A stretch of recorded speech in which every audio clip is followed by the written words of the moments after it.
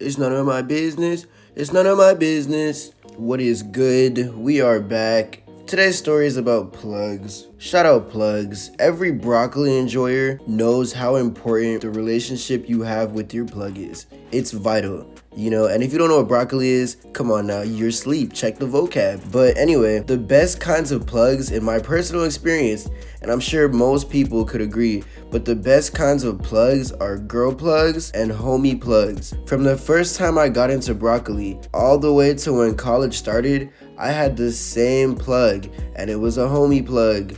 My homie, who we're gonna call Russo, started serving broccoli right around when I got into it, which was perfect timing, the most goated timing. The only thing is, I was a strange ass customer at the time. I had a reason though. So, because I was living with African parents, it was imperative, it was vital, it was so important that they never found out about the broccoli. So I would ask for the broccoli in the most tiniest, teensiest, weensiest quantities, bruh. Which was also kind of perfect because my tolerance was boo-boo ass cheeks at the time, which meant I really didn't have to spend money on it like that. So I was literally spending like $5 on a single nug every single time. And you know what? Being a one-hit wonder has its perks. It has its pros. In fact, not a lot of cons, TBH. You just kind of look stupid when you start coughing a bunch during a sesh. But honestly, who cares? Everybody's gonna cough. And if you don't, fuck you. Anyway, but my point in all of that is that any other normal plug would not have fucked with me on that, because why would anybody do that? I was buying a nug. I was literally buying a single nug.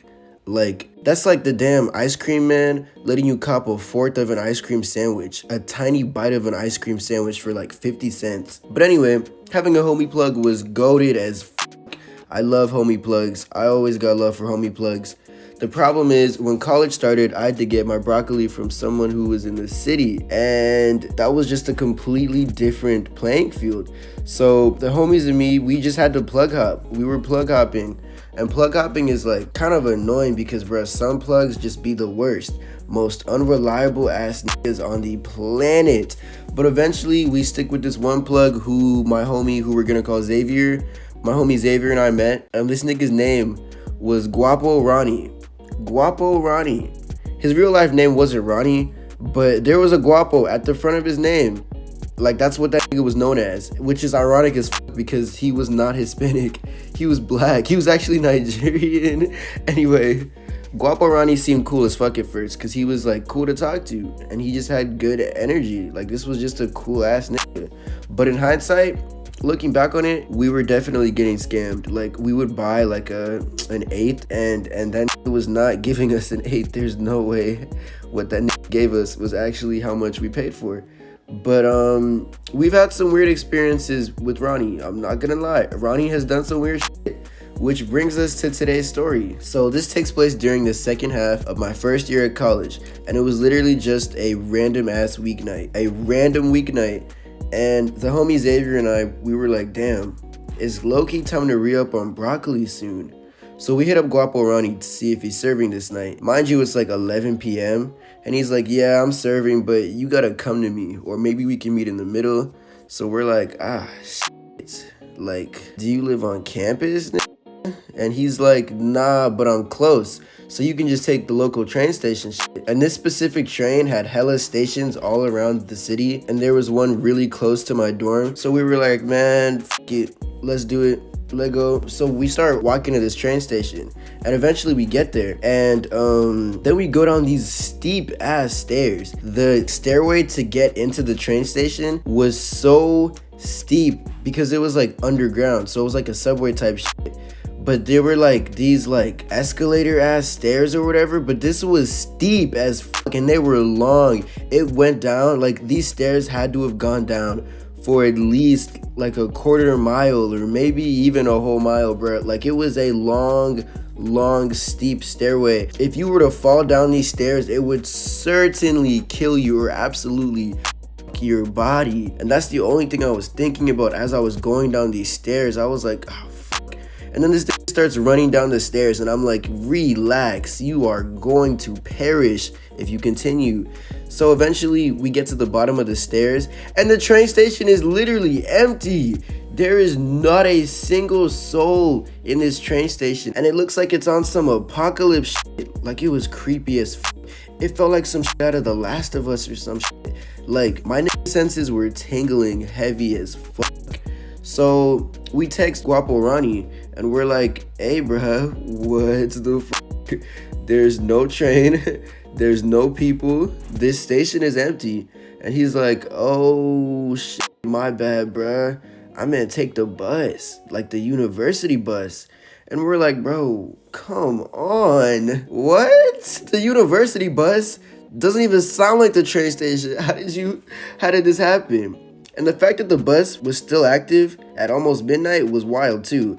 But we were like, damn, we're already like here, like we're knee deep into this mission. We really can't just go back to the crib now. We gotta see it through.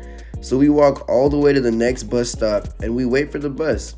And when the bus comes, we get on, and there's like one other person on the bus. And it takes us far as fuck, like to our school stadium, which is like a 40 to 50 minute walk from our dorms. And we get off at the stop because Guapo Ronnie lives in this like apartment complex that's like right across from the stadium. So we finally meet him and perform a broccoli transaction, if you will.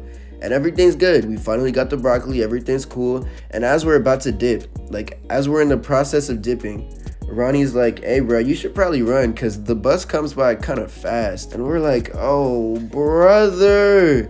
And we get to the bus stop, and we literally, as we got to the bus stop, that shit had just started driving off. So Xavier and I are like, fuck. And we were really not trying to walk that long way back because there's parts of the city at night that be wild as fuck. Some weird things be going on sometimes at night in the city. So we end up hitting up the homie Josiah, who was also my roommate, who was also one of the only niggas with a car on campus. And he's like, yeah, I can pick you up. And then like 20 minutes later, Josiah and the sidebar ass niggas come to rescue us.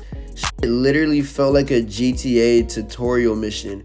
We literally were like exploring the most random, empty, untapped parts of the city, bro. Like, I feel like some weird shit was going on in that train station. I feel like on the other side of where we were, on the underground of that train station, some weird things were going on. Like, somebody was like on some mafia shit. Somebody was getting like put in a fridge. Somebody was getting their fingers like cut off. But anyway, sometimes plugs be wildin'. But once you finally find a good one, you know, it's a beautiful thing. They say that plugs come true, and when they do that, there's a beautiful thing. But anyway, don't try any of this at home. If you do, you already know what it is. Record that shit, Nick.